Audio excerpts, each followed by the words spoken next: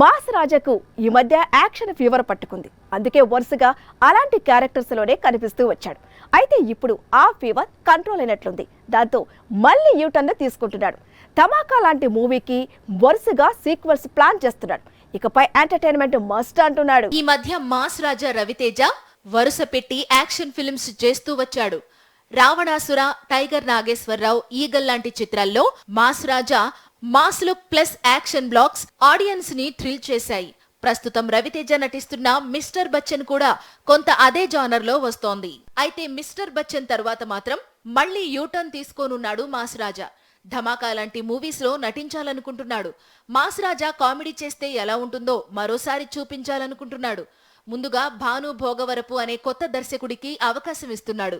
ఈ సినిమా వచ్చే సంక్రాంతికి రిలీజ్ ప్లాన్ చేస్తున్నారు.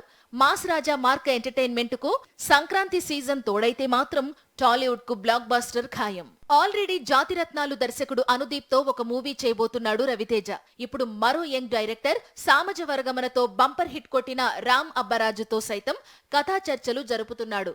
ఇకపై వరుసగా కామెడీ మూవీస్ తో దండయాత్ర చేయాలని రవితేజ బలంగా ఫిక్స్ అయినట్లు కనిపిస్తోంది.